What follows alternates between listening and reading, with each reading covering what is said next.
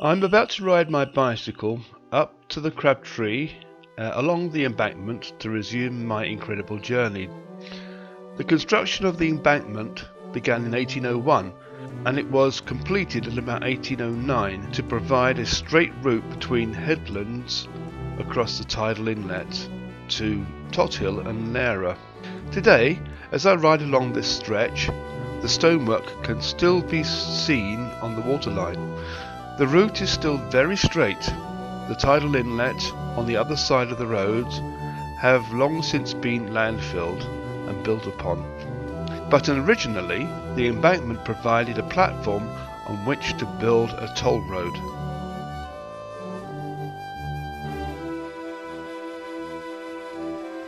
I resume my incredible journey at Marsh Mills, the Beefeater pub that occupies the corner of the major roundabout. There seems to have been a hostelry here for many years. Although it's called the Marsh Mills now, it resides at Crabtree on a brook that terminates at the outflow to the Plym and provided a satisfactory location to build a wharf. I will revisit Crabtree Wharf, where the Plymouth Dartmoor Railway terminated. While building the tramway in 1819 until its completion and the opening in 1923, this is where products from local quarries and mines were exported. The main problem with Crabtree was it was restricted by the tides. It was for this reason that the tramway sought permission to continue the line to Sutton Harbour, and by 1925 completed the task. Crabtree Close appears to be the remains of the old Plymouth Road, and it is here I intend to explore its route along with the tramway into Plymouth. The route is difficult to fathom as new structures have been put into place, obliterating any evidence of the roadway. However, occasional hints of undulations in the hillside suggest where the roadway may have been once. Between Crabtree and Lower Crabtree, the tramway seems to share or maybe go alongside the roadway on infill protected by the embankment. With only a mile or so to the destination, seeing the outskirts of Plymouth would have been a welcome sight. Meanwhile, oddments of possible roadway present themselves.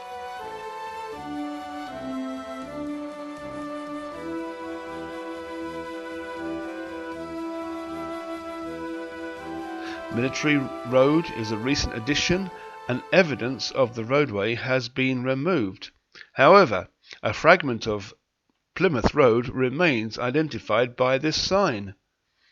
The garage beyond has been cut into the hillside through the roadway. However, evidence of the roadway seems to carry on the other side, descending slowly towards Lara Green. The map suggests that there was a body of water here. Indeed, the Antelope may well have made use of the yard that used this pool before it was filled in more recent years. The Antelope was a boathouse in the early 1950s before its abandonment. I covered the story of the Antelope in an earlier episode.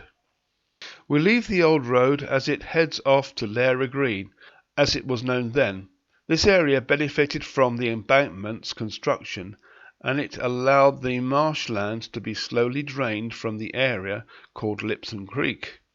The tramway will have crossed the newer London and South West train line once it had been constructed later in the century. In 1906, the whole area was landfilled, on which was built the train depot. The new railway took a route following the creek's bank to go to the station in North Road, while the tramway seemed to have used the embankment. Incidentally, this was the site of a battle between the Royalists and the Parliamentarians. Plymouth sided with the Parliamentarians. In 1643, the advancing Royalists' forces were beaten back by the incoming tide.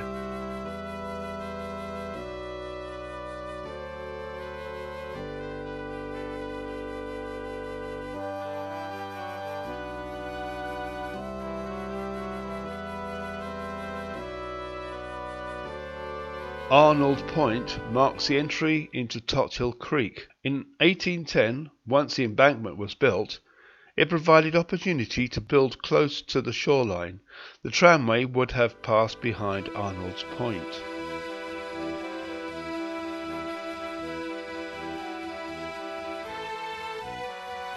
When the tramway reached the headland at Arnold's Point, it crossed Tothill's Bay. Today, as we look back towards Arnold's Point from the road bridge, we can see the area has been given over to allotments.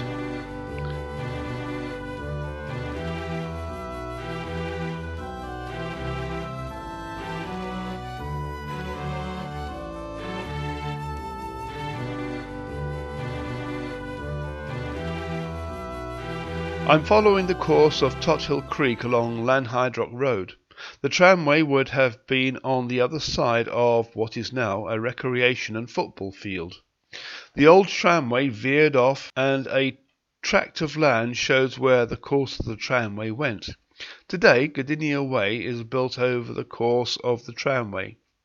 A cutting below St John's Road, and now filled in and occupied by totem timber, would have been the final approach to Sutton Harbour.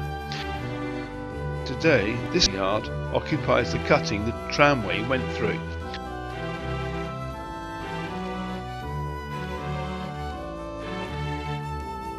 Finally, the tramway would have terminated at the China House. However, a spur did go round to North Quay. My journey is complete. This is where I started my incredible journey, and, from a starting point knowing very little about this city and its environs past, I feel I have discovered many pieces of jigsaw puzzle, many of which I have found places for in the greater historical picture. This series was not so much about railways and tramways, but about using the railway route to explore the landscape it passes through.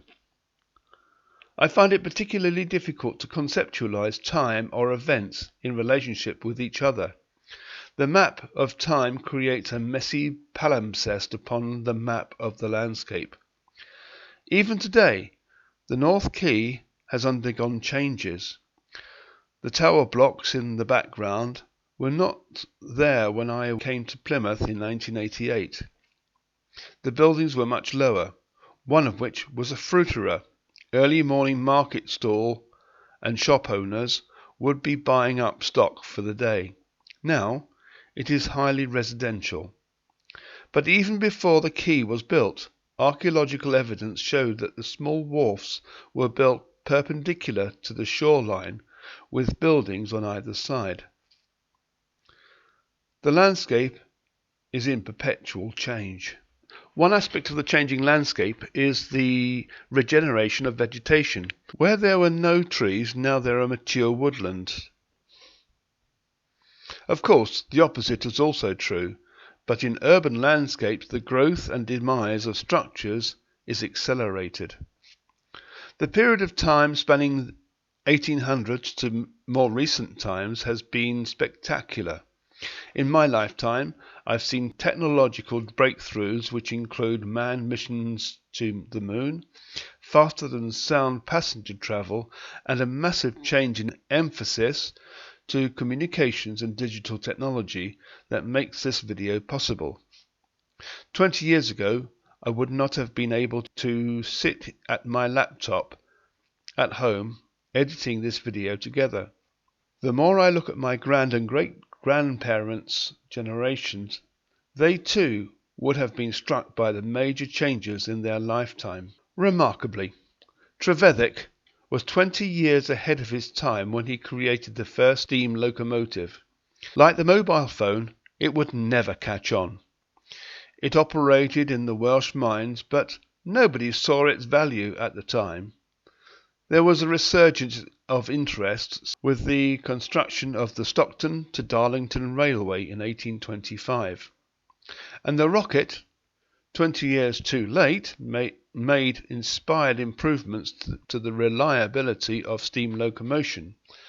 Meanwhile, in Devon, Thomas Tyrwhitt was intent on developing Princetown. In 1815, the Battle of Waterloo was the turning point where prisoners of war housed in Dartmoor prison would now be repatriated. The tramway linking Fogintor Quarry and Sweltor Quarry with Plymouth seemed a laudable idea, and by 1823 came to fruition, and this was before Victoria was crowned Queen. The Victorian era is regarded as a significant period in which the Industrial Revolution was in full swing. With the success of passenger transport in the north of England, other regions were interested to improve their lines of communication using steam locomotion. Here is where rapid progress occurs. Railway companies were springing up. The Great Western and the London and South West Railway were two such companies associated with Plymouth. The tramway enjoyed 30 years before they were challenged by the arrival of steam railways in the mid-1850s. There was another tension. There were 3 gauges of railway in operation. The Dartmoor gauge, of 4 foot 6 inches, made it difficult to operate alongside the standard gauge of 4 foot 8.5 inches operated by the London and South West Railway, just 2.5 inches difference.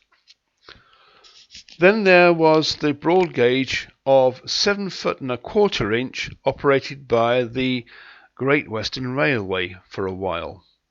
While a single rail could be shared between the broad and the standard gauges, a different solution needed to be found with the Dartmoor gauge. To convolute the problem, the Leamore tramway came online, pipping Tavistock Railway to the post. This addition to the tramway joined the tramway route along the embankment, crossing over the railway and being given the right of way. The arrival of the steam railway created serious competition for the tramway, and it began to decline from Plymouth Woods northwards. Indeed, by the 1880s, the extension of the railway from Yelverton to Princetown made the tramway redundant, and it fell into disuse. The Leamore tramway continued to be used. Some accounts suggest as late as 1960, when a token load of China clay was taken to Capdown. However, as China clay was now piped, the use of the tramway had become redundant. The railway from Yelverton to Princetown was closed in 1956. 10 years later, following the Beeching Plan, the route to Tavistock was also closed. The age of the car was upon us. What follows is a graphical representation of the development and decline of the railway and tramway system.